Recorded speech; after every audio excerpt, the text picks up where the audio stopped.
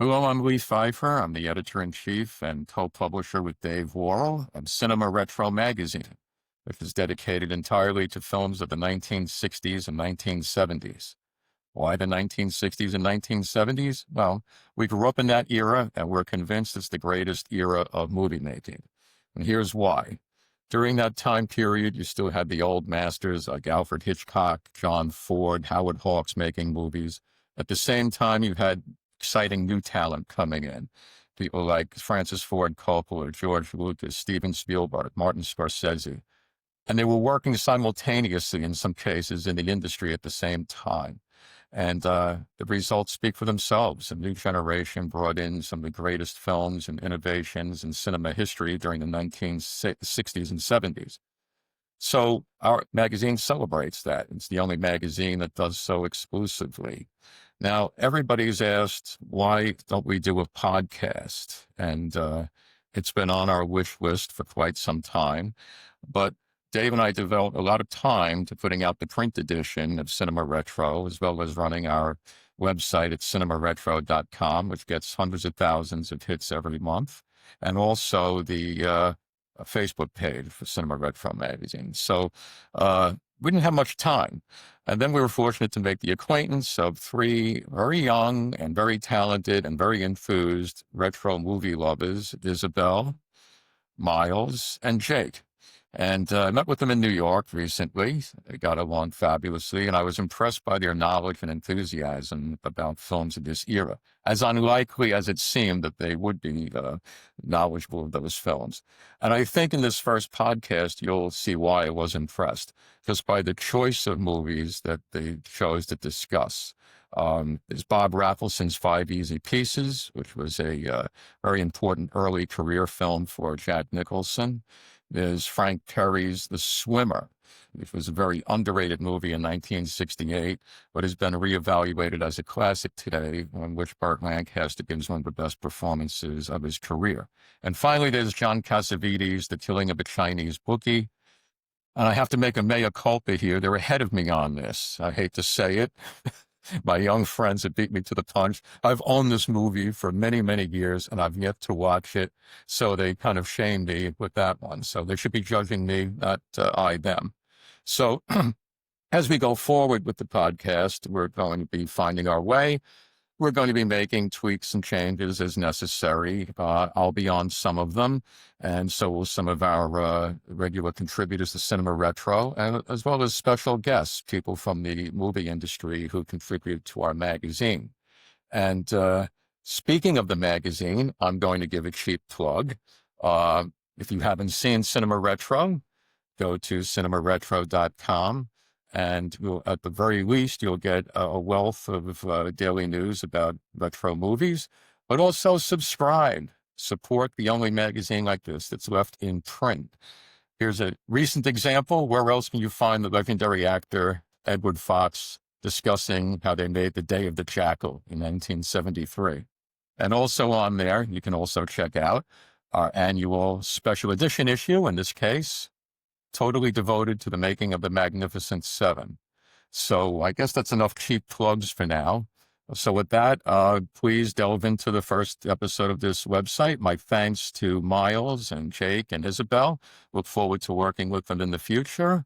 And as Siskel and Ebert used to say at the end of every episode, see you at the movies.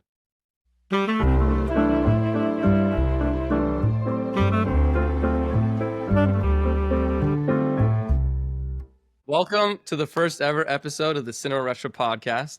Super excited to have you guys here. To get us started, I would like to introduce my co-hosts. First, I'll go. My name is Miles Stephenson, and I'm a New York City-based filmmaker. In my free time, I'm a film critic, and I'm most interested in new Hollywood films. Isabelle, what about you? Hi, I'm Isabelle. I come from a family in the film industry. I was raised in Los Angeles. I met Miles when we were together at Columbia University, and soon after I started working in distribution and on the business side of film. I've since left and I'm doing more my own filmmaking and art practice, but just film has totally been my life forever. So it's exciting to do this. I'm Jake Mercier. I'm not drunk enough to do this yet. I'm from Dallas, Texas. I grew up wanting to be a filmmaker and currently working on a couple documentary projects with Miles, actually. And yeah, I just moved up to New York last year, and so I've on the side I've written about the new business of Hollywood and media on my Substack, and have also worked as a podcast producer. So I'm excited to kind of go in front of the camera a little bit and talk about 60s and 70s cinema. So the Cinema Retro magazine, for those who don't know, has existed since the early 2000s. It's one of the only magazines dedicated to 60s and 70s cult and classic films. I've been a reader of them for a long time, and only recently did they start a podcast, and it was through us. The three of us started this podcast and kind of extended the brand. So for the first episode, I thought, why don't we each pick one of our favorite films from the 60s and 70s and see if we can discuss it and see if we all have the same taste, or if some of us hate it, some of us love it. I just thought it would be a fun exercise. So who wants to go first with their pick? Miles, I think you should go first as our lovely leader. Okay. I'm so curious what Isabelle thought of this. I think Oh, Jake liked it, but I don't know if Isabelle liked it. yeah.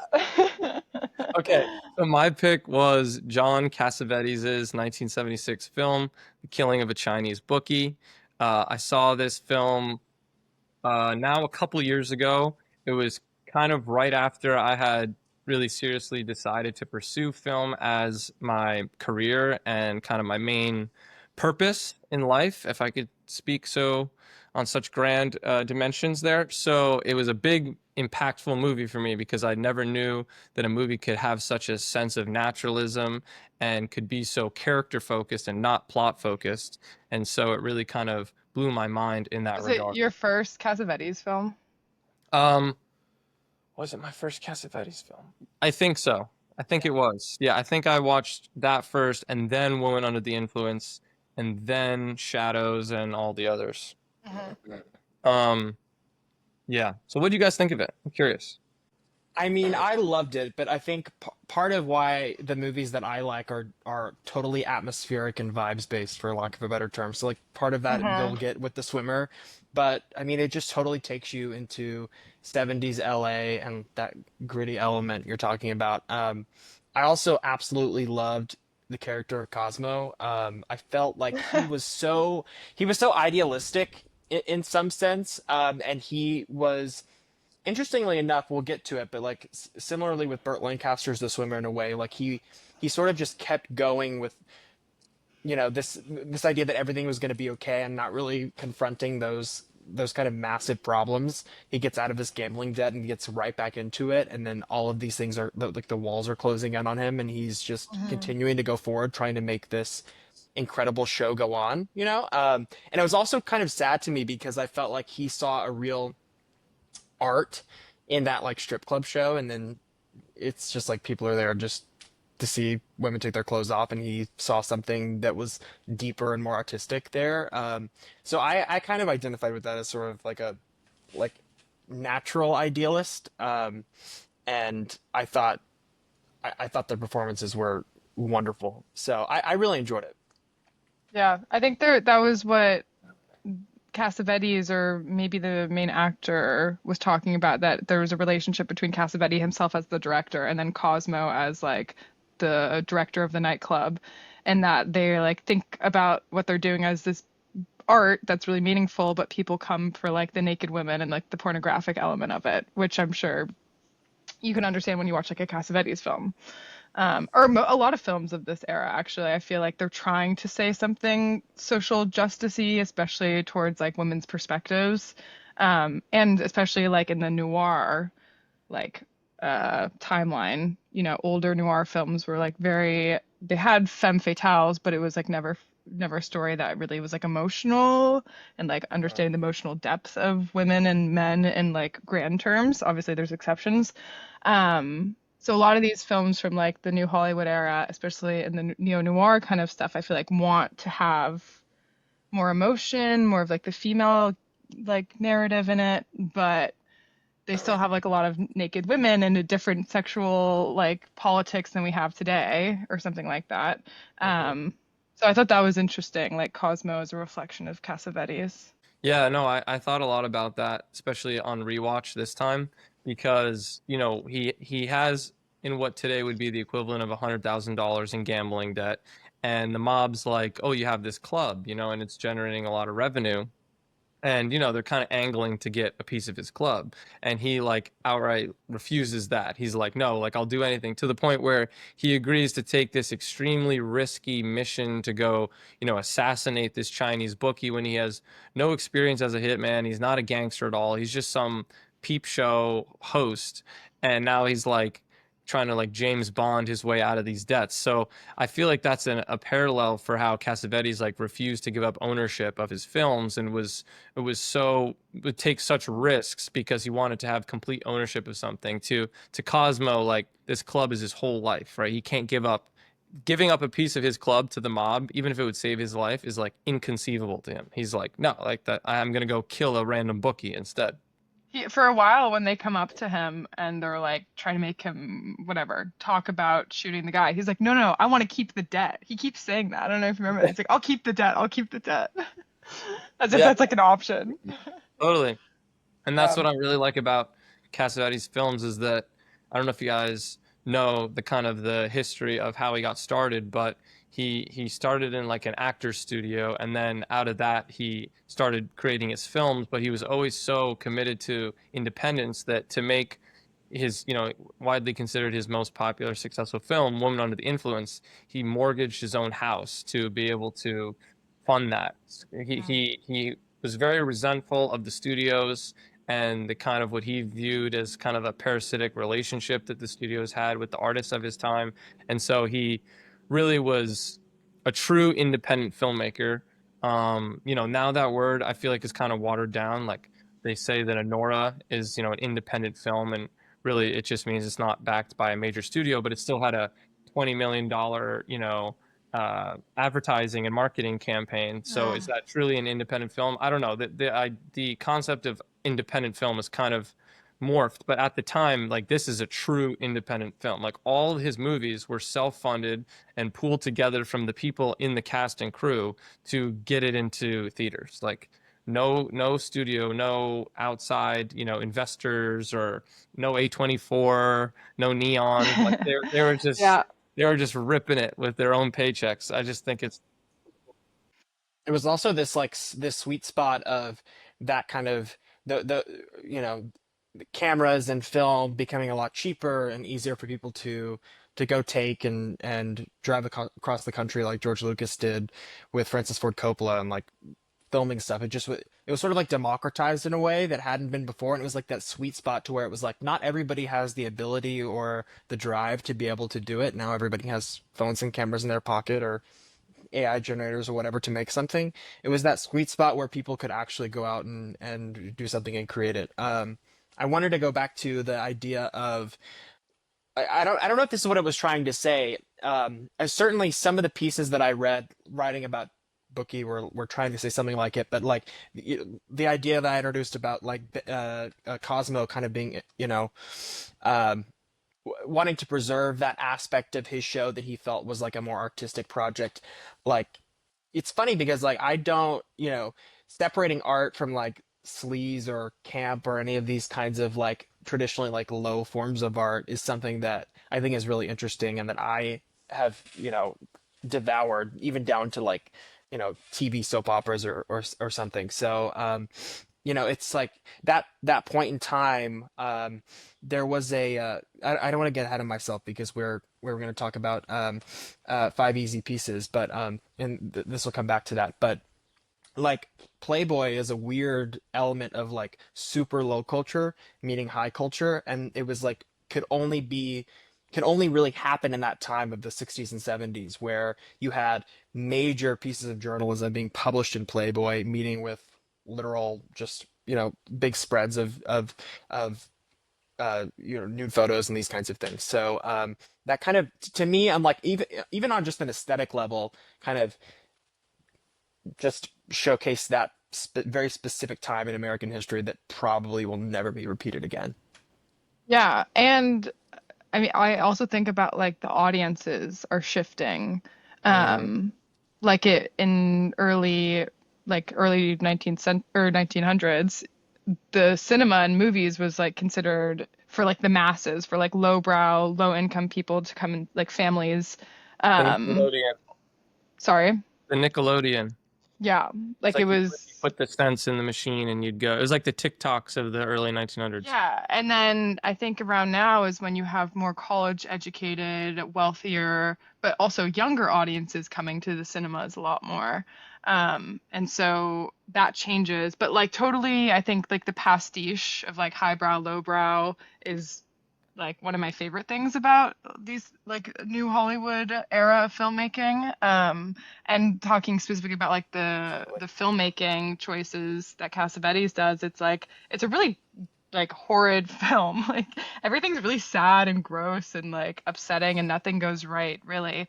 But it's still like you have really beautiful moments and you have like I think about that gross, the guy, I'm not to call him gross, but the guy who's like the piano singer, the maitre d' type guy on the club stage. He's kind of like a jerk, but he's kind of like the most um virtuistic person there. Like he really cares about the art as well. What's his Um, name again? Mr. Super something, right? Miss. oh yeah, like Mr. Supertastic or something like that. Yeah, Mr. Sophistication. Mister, there you go. Which is even, and that goes back to what Jake was saying about the highbrow, lowbrow thing. Like his name is Mr. Sophistication, and he's like a peep show like host. Um, and also, it's funny you say Playboy, Jake, because the black actress who Ben Gazzara's character is involved with, she was a Playboy model, Mhm. Azizi Johari. So, like, he's definitely kind of borrowing from that same kind of mix of sleaze and sophistication, that aesthetic that you're talking about. How a lot of people know that actress Azizi is her prints were shown in The Shining. They're on the walls in the hotel room of The Shining. So like that's how a lot of people like first got exposed to that model slash actress. The funny thing is, it's one of these like like I keep having these weird mystical moments of like somebody says something to me and then I see it over there and then they like collide in Yeah. the most beautiful way. And that's Playboy this week. So the Playboy connection is, I don't want to like go straight on to the next topic, but the Playboy connection was um Isabel's movie this week was Five Easy Pieces, and so I was talking to a friend about it, and he was like, "Oh, the producer of that movie, there was a really interesting article about him in Playboy in like 2012 or 2013. It was made into an Apple TV show or whatever. Whatever, that part you can ignore."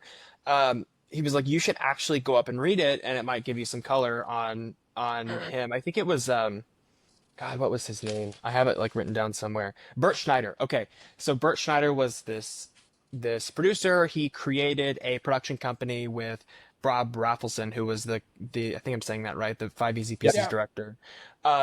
So they created a production company. He was Bert and I think Bob were both from like wealthy wealthy families in New York. I think Bert was from a like wealthy Jewish family in New York. His dad was literally the president of Columbia Pictures.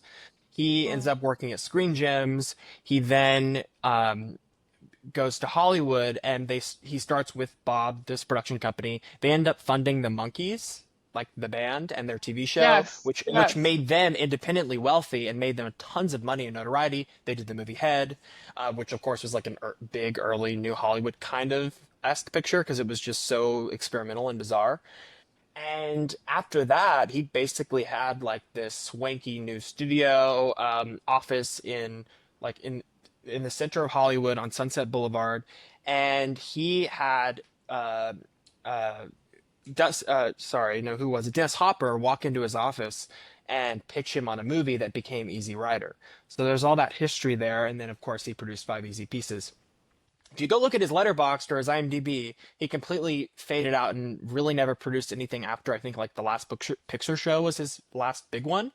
A couple of Academy Award nominations. He was really fascinated and interested with the counterculture at the time, and became really good friends, personal friends with Huey Newton of the Black Panthers. So that's the article. The article in Playboy was a full investigation of that, his friendship with Huey Newton, and um, their uh, basically Huey Newton asked him to go on a to help him flee to Cuba, and the whole article is about that. Okay, and then also I maybe we can now switch to Five Easy Pieces because I same thing, Jake, when I first like watched it, I was thinking a lot about like the pastiche of like highbrow, lowbrow. And I went back and was looking at because like my background was with visual art and we read like the Jameson postmodern stuff when we were looking at visual art from like postmodern era and the difference between pastiche and parody. And the difference was that parody like was very self-referential and understanding and also very historical. And like you were very set in a certain time period and certain core beliefs, and you maybe had like a very linear understanding of history and what you were referring back to, whatever, whatever. Pastiche to Jameson and kind of to me as well was like this ahistorical thing where you didn't really know where you were anymore and you can't be so ironic about it.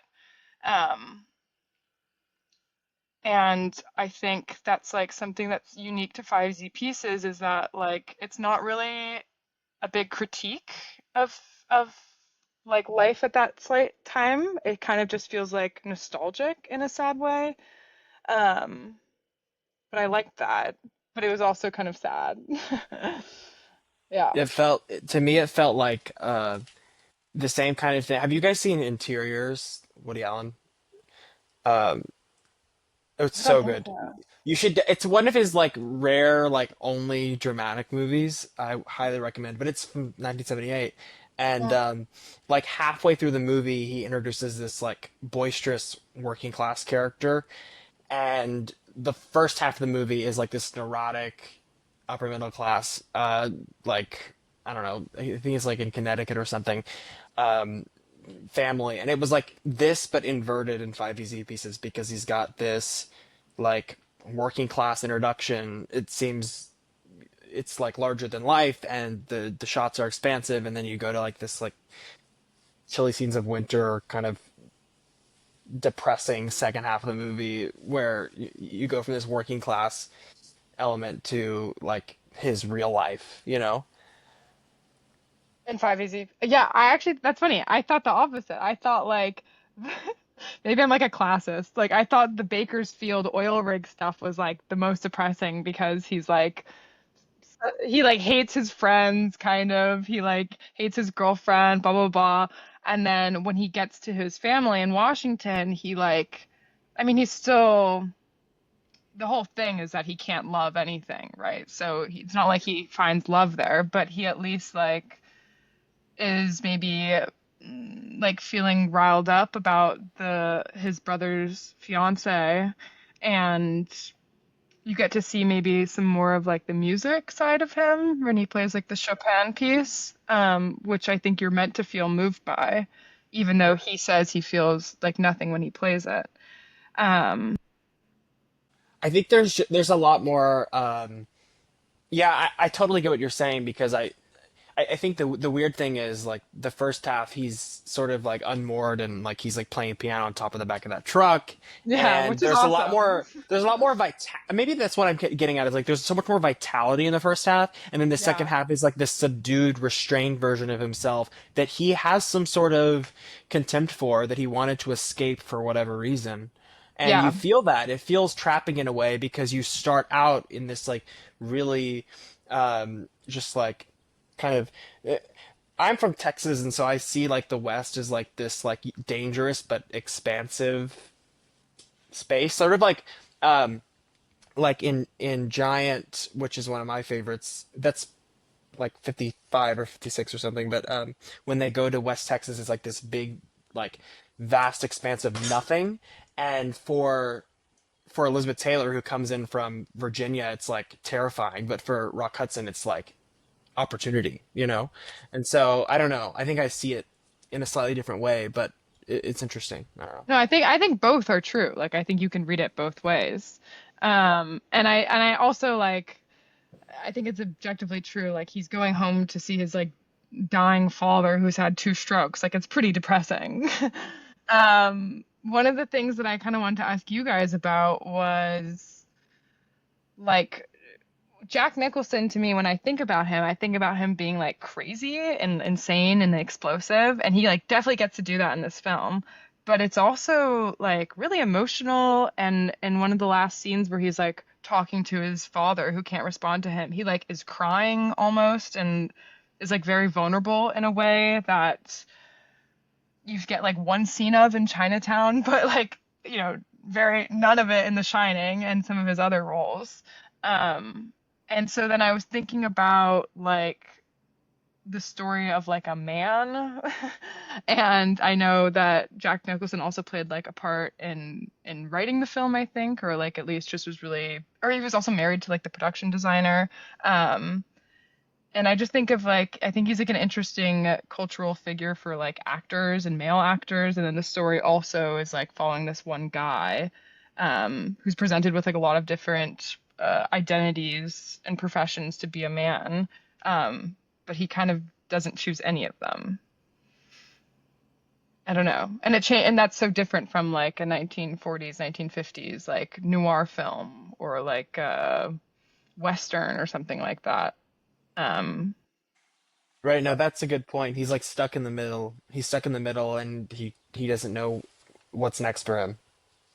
yeah. It leaves it completely ambiguous. Yeah, what I really connected with the character about is that he feels alienated in both worlds. Like he's in Mm. the working class, world where he's working the oil rig and he's playing bowling. And Isabel, it reminds me of that book Bowling Alone that we talked about, because that like Hmm. used to be like one of the main engines of like social cohesion in middle class America in the 60s and probably even into the early 70s was going bowling together. It's like the quintessential happy American activity you're supposed to do. While he's doing it, he's like angry and like he also has Karen Black who loves him and she wants to be with him and he's just unhappy. And in the whole first half, you're like, why is he such a prick? Like got a pretty good situation going on here. And then you're piecing it together as he's a stranger in that world and he's a stranger in the sophisticated, highly educated world of his family. And I just thought that was really powerful character dilemma to have, that he's can't go in either worlds, and so he's just kind of a perpetual loner. And that's why the final shot when he steals the, I don't know, he doesn't steal the truck, he hitchhikes right on the logging truck or whatever, and like tears out of town after you think maybe he's finally changed and he's able to kind of find some sense of solace and connection with one of these worlds. Nope, he just hops in the truck and goes on again looking for this kind of this acceptance that he can't seem to find in any world. Yeah. No, that's a good point. It's so funny because it mirrors the sentiment of the time where you have all of these hippies and renegades who so many of which are getting to that point because they're sort of disaffected with their suburban life or whatever, and they're on their Ivy League campus and they're protesting. I feel like the movie kind of mirrors that sentiment of these kind of disaffected artists or young people who sort of didn't feel like they had a place in either one, but they wanted to fight for a side for a time. I don't know. Well, it makes sense also. Like, post World War II was like America's heyday. It was like we have won the global everything. We're so prolific, we're so rich, we're just like this growing um like idea, and we're like fulfilling the idea of America. And then the Vietnam War happens, amongst other things, and that like illusion is kind of shattered for a lot of people. And I don't know if I was reading too much into it, but I kind of thought a lot about that with the conversation that he was having with his father at the end, where he is saying, my sister wants us to like talk. She thinks that we can come to some kind of agreement, but I don't think that we were ever on the same page. And like there was just a lot of pain, and you had ideas for me or something like this. And then I was thinking about like the promise of America, and and some people think that like it still can be fulfilled, and some people think that it was never real to begin with or something like that, like it was built on a false foundation. Um, and I thought that was kind of interesting. I like how the character is not interested in politics at all. He's in the car with those hippies, and I forget what they actually say, but they say some kind of, political aphorism like the man is gonna fall, Yeah. and he's just like, shut the fuck up. Like he just doesn't care. He doesn't find any outlet in ideology or in any of these frameworks. He's just kind of this like drifter who can't feel connected to anyone or anything. Yeah. He does kind of like his brother's fiance though. No? Yeah, isn't that the woman he like falls in love with? He can't love anybody. That's the whole thing. I think he does also, by the way, He's love infatuated. Rayette. He like loves his like kind of girlfriend, even though he also kind of hates her. Like he, my favorite one, right? Like I like burst out laughing was when he's like leaving her at the trailer, and he's like, I have to go see my family. My dad's sick, blah blah blah. And Rayette's just like crying, listening to like sad country girl music, and he like gets into the car and he like goes crazy for 2 seconds, and he comes back. He's like, "Fine, do you want to come with me?" He's like really pissed about it. Yeah. I think he does love her, but he like can't say it, and he can't do, I don't know, he like won't let himself love anything for some reason because he has no love for himself or something like that. I don't know. One thing about that moment I just remembered was when Rayette showed up to the house, I was waiting for like this big explosion or this moment because I felt like it was never clear to her the kind of background that he came from, and I was Yeah. waiting for this moment where the two worlds collided, and then it just fizzled out. It never happened. So that's one thing where I was like, because I sort of gasped when she showed up Hmm. in the taxi to his house, and I was waiting for like there to be like this, oh, this is what you've been doing, but and Yeah. then there wasn't any of that. And if anything, the blow up was when he like defends her in front of like the whatever psychologist or Mhm.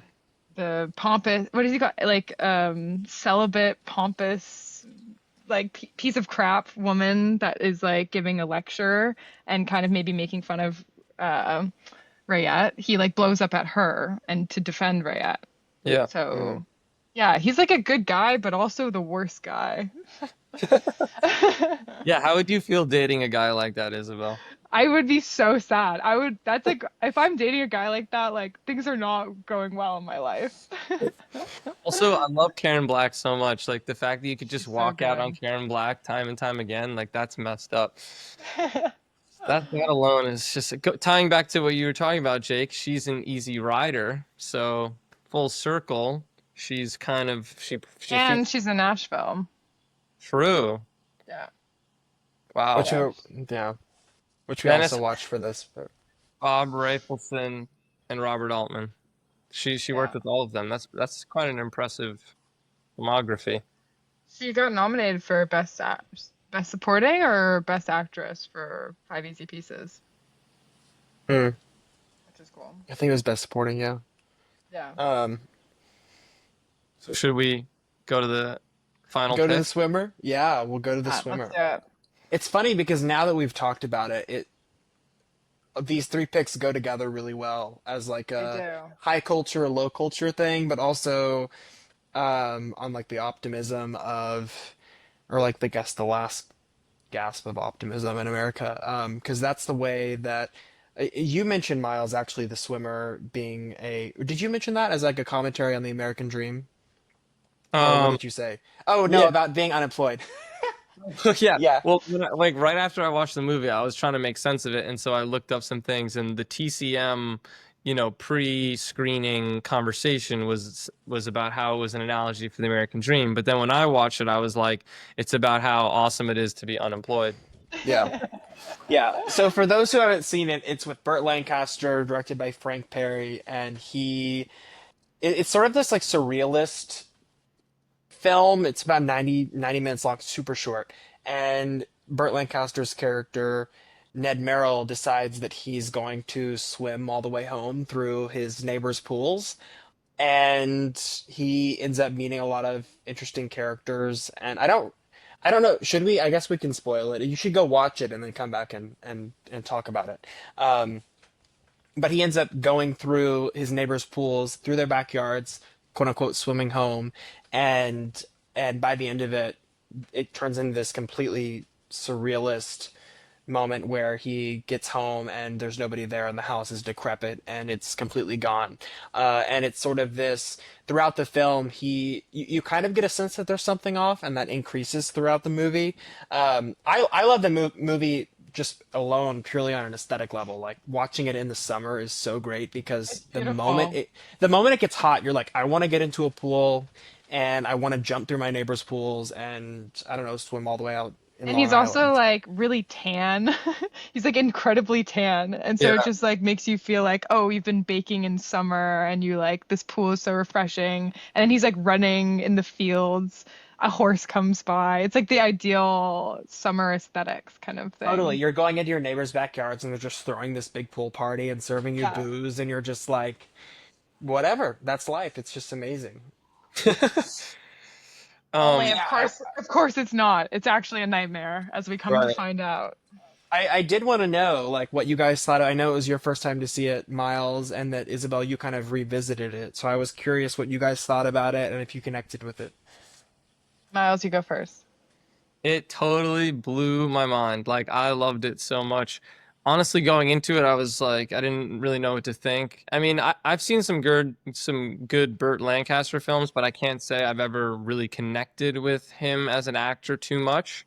And then this film, just I really started leaning into it more, like when in the little moments at those parties when you start to piece together that he's not all there and he's not totally living in reality. Because in the beginning, it's just like idyllic dream world, and he's this rich guy and he has all these connections and all these women are throwing themselves at him. And then as time goes on, it's like, oh, actually, this is a concocted reality that he's using to basically protect his fragile brain from exploding at the realization that his family left, he lost everything, and he's living in the ruins of his previous idyllic life.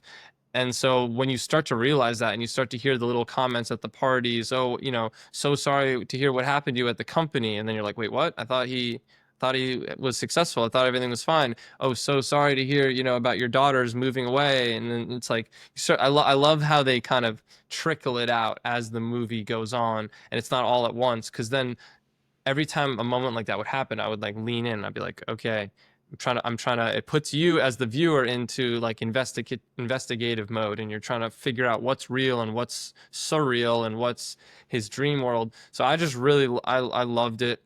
I thought it was a very powerful film, but it also works on a not deep level. Like you guys said, it works as just an aesthetic, it's just an aesthetically enjoyable film. It shows what life is like if you're unemployed and you're swimming and you're going to the in the pool, and so like that's the genius of it, is it can work as just like kind of a pop, you know, good looking actor in nice rich setting type of film. And it can also work as this really kind of nightmarish surrealist horror film. And that's why I think it's brilliant. Yeah, I would also say it's a very rewarding second watch, because once you know that it's kind of all a facade or like an illusion or whatever you want to call it, you are able to like point it out a lot more on the second watch. And also like I remember also Miles when I first watched it, I was like, this guy is such a ladies' man. He's like flirting with everyone left and right. And the second time I watched it, I was like, this guy's a perv. Like nobody wants to sleep with him. He's like pressuring this old babysitter who doesn't want to sleep with him, like to, kiss her or like tell her to kiss him and tell him about like the shirt that she used to wear. And she's like, no, I threw that away. It's just a shirt, like it totally my like understanding or seeing him, my understanding of the character um was totally different the second time around because you know that it's all this illusion. So it's cool that you like the first time around you get those like moments of intrigue when that illusion is being shattered. And then the second time it's also rewarding because it's already been shattered and you get to like Yeah. find all the underlying emphasis points of it in throughout the story. I actually think in the beginning that he is portrayed as a ladies' man. Like the first few houses he goes to, there's I was watching with Alex, and we were like, is this just what married couple life was like in the '60s? Like I everyone's know. Is everyone's everyone swinging? yeah, and we were like, is this a swinger film? Like we couldn't figure it out. And then as time was going on, because in the beginning, every time the wives see Ned, they're like, Ned, they like run over, like kiss him. They're like basically jumping into bed with him. And then by like the fifth house, they're like, you're freaking weird. And then so I think the movie like totally pulls the rug out on you on your assumption, in a really And then clever you way. get to the woman that he actually had an affair with, And she right? hates And him. she hates him, and he like treated her horribly. And yeah, she like literally can't stand him. She's so hurt by him, which is really sad. Yeah, it is. But yeah, that's funny. I think they were all swinging in the 50s. I don't know. That's my Yeah, understanding. the movie makes it seem that way for sure. Yeah. Yeah. Was there a Yeah. moment, Miles, when it became clear to you that like he was lying or he was crazy? Like, was there one scene where it broke? Probably when he sees the hot dog cart at that Yeah. party, and he's like, "This is my cart," and then the people start laughing at him. But even wait, was it before that when he went to the old nudist couple who lives on like the estate? Yeah, it was Yeah. before. Okay, yeah. So that's when I started because he goes to the nudist couple and they're like, "So sorry to hear about what happened," and then he walks away and they're talking about him and they're like, "Oh, it's such a sad story," and then you're Yeah. like, "Wait, what?" So I mean, you can kind of begin to realize that as early as probably the third house he goes to, but it really starts to become obvious by the fifth house. Yeah. Mhm. I I got introduced to the movie because of the original John Cheever article that he wrote in the New Yorker, which is totally worth reading. Um, and I think when you read it there, it becomes a lot clearer that it is a commentary on America, this kind of lost idealism. I'm glad you mentioned Burt Lancaster because so much of his other earlier movies are sort of stuffy, I feel like, and they're very like 1950s Hollywood studio era. So I Yeah. think it's so cool that he did this because it totally brings new life and perspective around him as an actor, and he championed the movie from my understanding. Like he really wanted to do it. He felt really passionately about it and fought a lot with the director, Frank Perry, about how the film was being portrayed and everything like that. It ended up you wouldn't be able to tell that. It's almost like Gone with the Wind, in that there was a lot of production problems, and then it ended up being this really beautiful, perfect movie. Yeah. Um, so yeah, I think that's really interesting because he sort of typifies that kind of 50s studio era actor who then sort of dipped his toe into this new Hollywood late 60s type of movie, and it actually worked out really, really well, especially when you look back now and kind of see it in the context of 1968, which was a famously like sort of touch point for American cultural change. Wait, can I just bring it back to Five Easy Pieces really quick? Yeah. Do it. I heard slash read that because there was two writers for Five Easy Pieces. It was the director, as well as this woman named Carol Eastman, who's like credited under an alias. And apparently in the first draft, she wrote an ending where they just like die. Both of them die in a car crash, and that's how it ends. But instead, Mm. it's now this like very ambiguous one where he like goes into a truck and leaves her. And I totally concede that like he's very unhappy in that last truck scene. Like he's like talking about how he's cold and he's fine. He's like chanting to himself, I'm fine, I'm fine. And it's like kind of sad and creepy. Yeah. But I was thinking when I was watching it about how towards the end of the film he has the conversation where he's like begging his brother's fiance to like leave with him, and she says like, how can I leave with someone like you don't even love yourself, like you don't have love for anything. If you learn to love yourself, then I could do something like that, but like why can you ask for love if you don't love yourself? And I thought that was kind of like poignant, but also I was thinking about the ending with that, and I was thinking, well, one could also read the ending, which is like very vague, of Five Easy Pieces, as like he's choosing himself. Maybe he's like choosing a life of his own like ego or something like that. He's like forgetting this woman who's like literally carrying his kid and who like wants to marry him, and he's choosing his own like desires.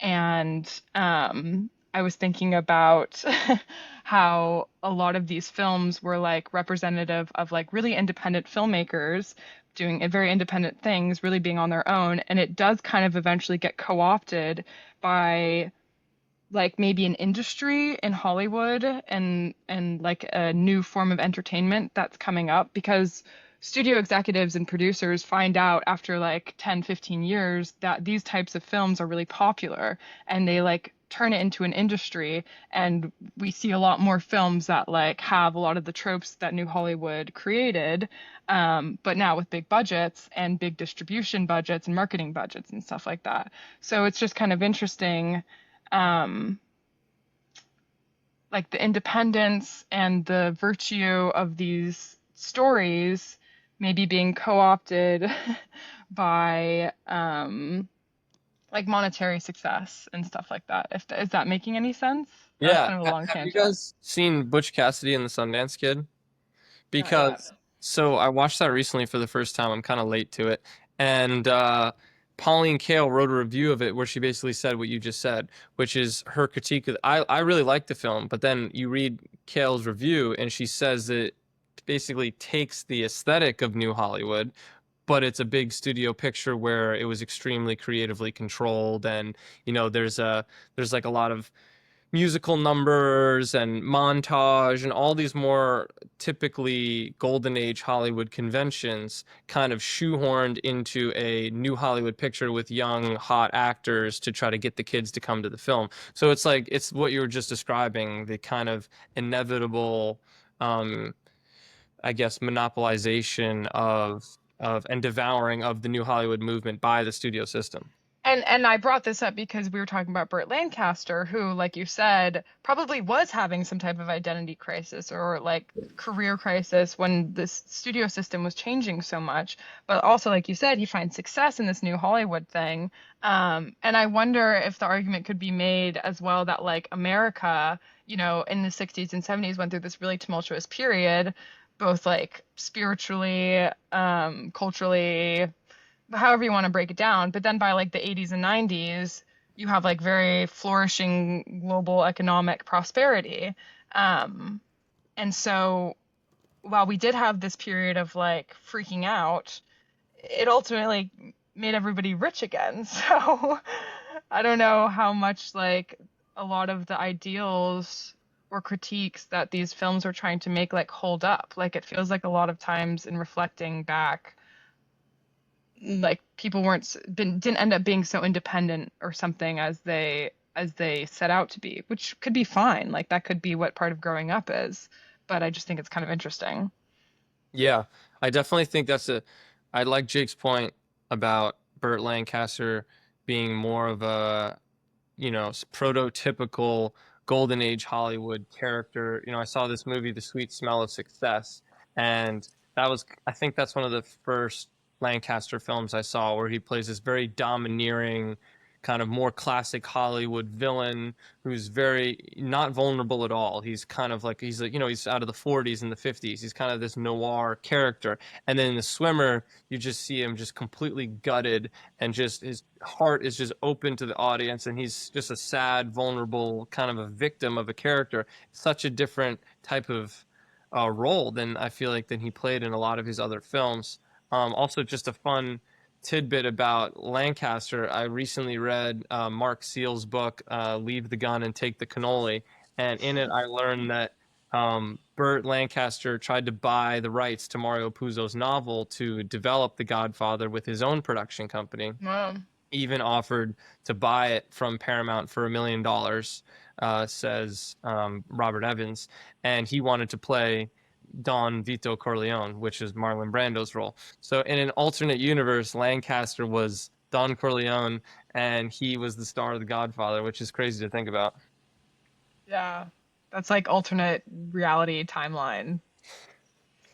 I that what both of you guys said makes me think of the fact that this story has sort of been repeated, because you have someone like Burt Lancaster who's kind of learning and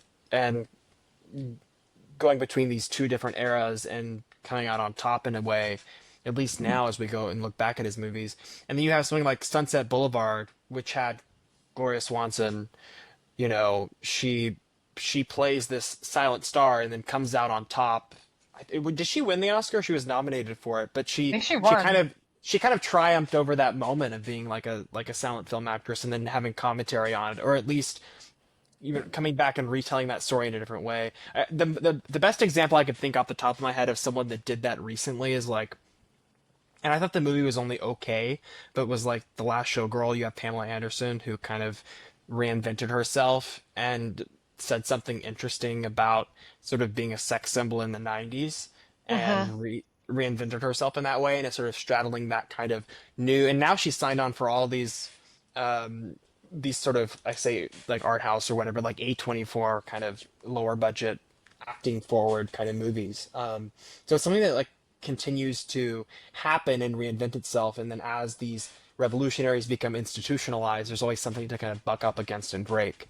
Uh-huh. Um, Definitely. Yeah. I would say on a much smaller scale, and you guys are gonna laugh at this one, Tom Cruise, because not that he ever completely, lost stardom. He was always a Yeah. household name, but Tom Cruise is such an interesting case to me because just a few years ago, Family Guy was making jokes that he had people tied up in his basement, and he's this Scientologist, and there's all these like really conspiratorial, accusatory ideas around Cruise. And now it's like Cruise is saving the movies, he's president of the Mm. movies, he's God of cinema. Like we love Cruise. And I think I kind of went through a similar, change of opinion on him a few years ago. I kind of used to think, why is he a Scientologist? Had like there was just a lot of question marks.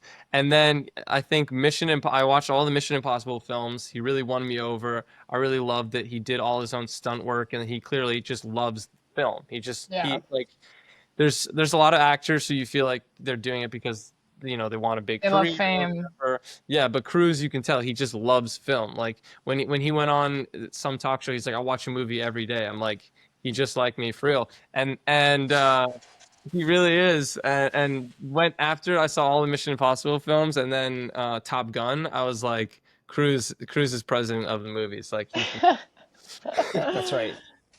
Wait, we should talk about the end of The Swimmer because when I first watched it, I didn't love it, to be honest.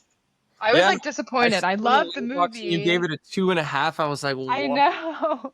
That blew my mind. I didn't like the end. I thought it was like campy. I thought the way that Mm. they had done it was like very campy, and like over the top in a way that like took me out of the reality that I had been in.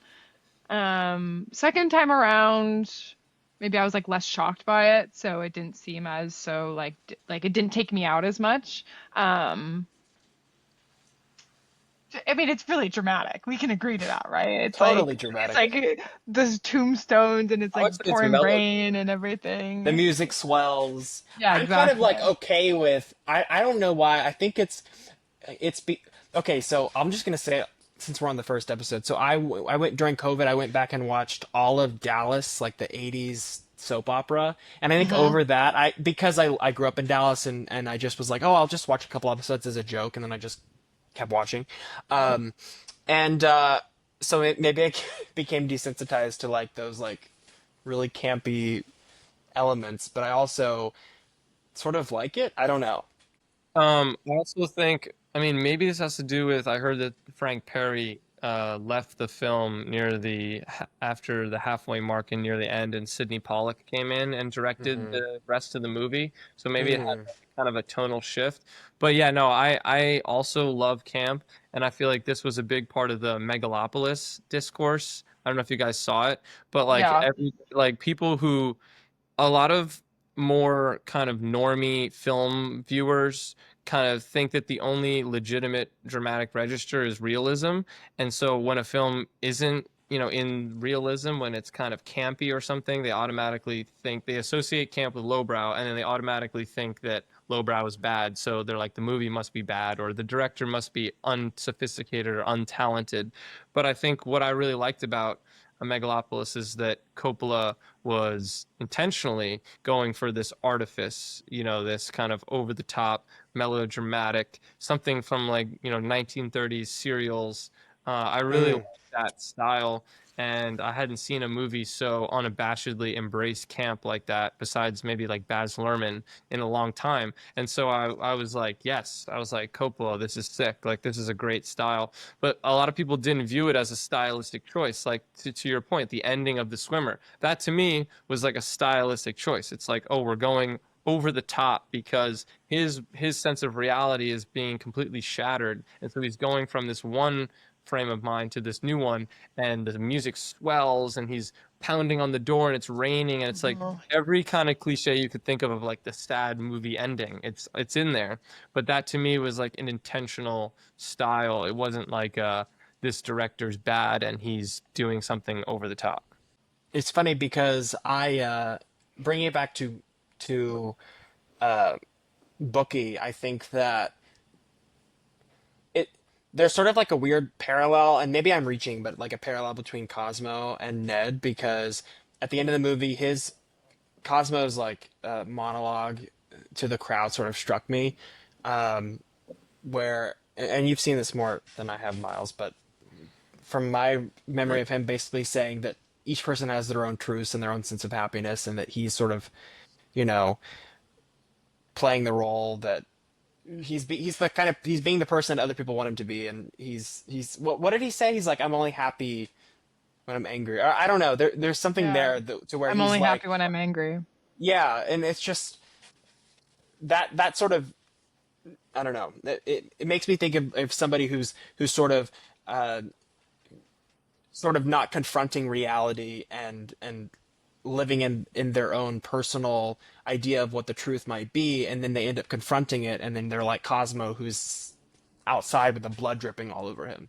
Or they're sitting outside of this house that's decrepit and old, and they're really having to face their problems, which is something that is almost impossible to face as one person. Well, it makes me think also about like during the 1950s, you had all like the housewives who were taking like Percocets and, equivalents to Xanax like all day long, and they were like zonked out of their minds. And so then, yeah, exactly. And so then there was like a coming to reality moment, maybe in the 60s or 60s, 70s, that a lot of people had to face, and a lot of kids who had grown up in the families like that were coming to face, which is what I think Chinese Bookie and The Swimmer definitely are like trying to touch on. Yeah, I think Cosmo's whole life is a performance. Like, he never comes off the stage.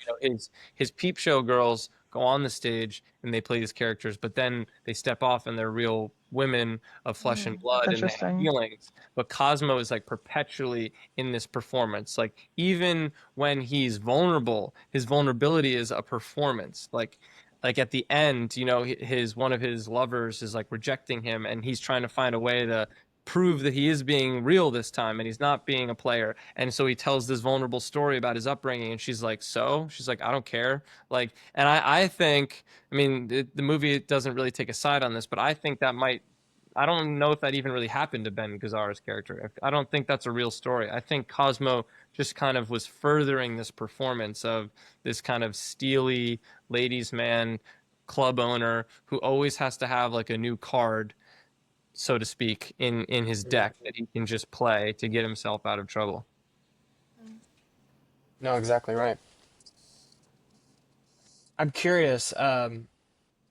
I feel like these three movies actually really went together, and we just picked like one movie from the era that we cooked. Yeah, they all thematically intertwine somehow. Yeah. I'm curious what you guys sort of, since this is the first episode, like, what you want to get out of the podcast, what kinds of things you guys want to explore, and what the audience can look forward to. For me, I feel like so much of this era can be translated to today. You can look at it in like so many different ways. You can talk about like the critique of like the celebrity. You could talk about like shifting movie industry. You could talk about like feeling like politics is like so intense and surrounding you all the time. There's many different parallels between like the 60s and 70s and today. And so and movies I love, and I feel like it's just like the ultimate art form. So it's like exciting to me to be able to like um, pick apart like my favorite medium and maybe better understand like the today through that. I totally agree. I think, like Isabel mentioned earlier, the Paramount case and how the studio system was falling apart, that's what sparked New Hollywood. It was the fact that Jack Warner and all these executives who, for the last 20 years before New Hollywood, had a complete monopoly. Now we're like going to these 18 and 19-year-old kids to learn how to make money. Like it was such a paradigm shift of the power. I think the studios were crumbling because TV was taking off, and now films are crumbling because TikTok and And streaming.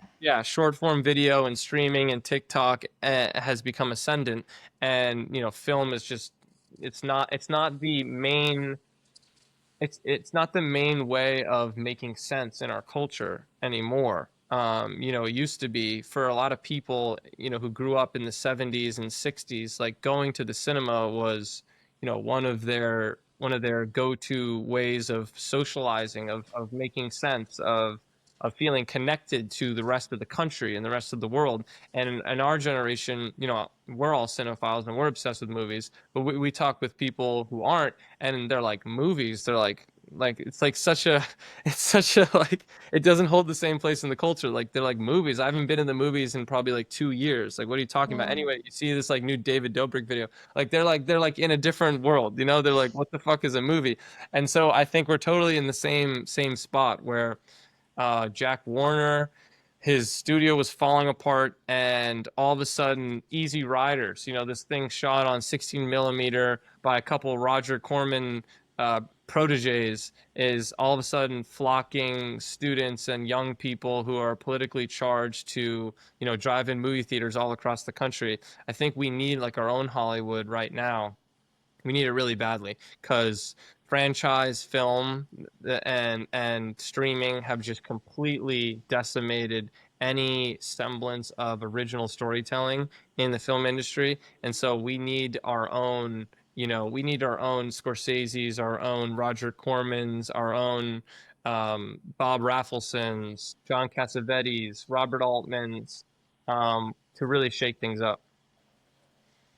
I Yeah. totally agree. And, I just want to say that the thing is, we have all these things that are competing with film now, but in my mind, there's no other art form that competes because film brings together the writers, people in the arts and crafts, musicians, people in fashion.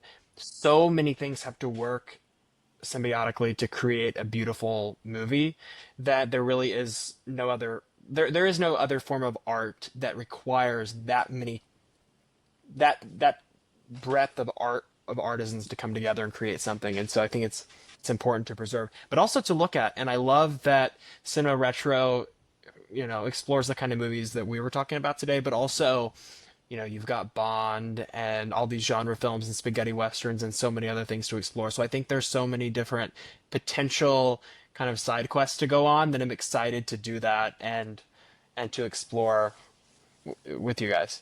Yeah. Perfect. Yes. And Jake, to your point, that's why they call it the seventh art, because it encapsulates, sculpture, it encapsulates music and all these other visual elements all into one art. I think the 60s and the 70s is kind of the last flashpoint of when movies were at their height culturally and artistically. And that's why I think it's the perfect era for us to kind of mine for present day people and modern day people who are interested in movies. I think you can learn so much from that era, and that's another thing I want to like work through with you guys in this podcast, is trying to figure out what they did right so that what maybe we can learn from, and maybe movies can be better going forward for us. I'm sure we'll get into it, but I definitely am more pro movies for today than Miles is. I don't know where you stand on like contemporary films, Jake. Where do I stand on contemporary films? Yeah, that's another question for another time. Got it. It's complicated. Maybe It's your complicated. answer. So it's a Yeah. reason to tune in next time, is what Yeah. he was saying. Perfect. Cliffhanger. Yes. But in the meantime, you should follow us because we are on Instagram, Cinema Retro Magazine, and we're going to be posting, the magazine's going to be posting, and there's always more where this came from. There's an incredible backlog of all the Cinema Retro articles on cinemaretro.com. You should subscribe to Cinema Retro Magazine. Our editor-in-chief, Lee Pfeiffer, shout out to Lee. He has given us a platform to kind of bring some younger voices in and really discuss a lot of these important movies and the impact they had on culture. So shout out to Lee, shout out to the magazine, and I just think this has a lot of potential to discuss really timely politics. History is a cycle, and we're back in that same cycle, like Isabelle pointed out. All right. See you next time. All right. Au revoir.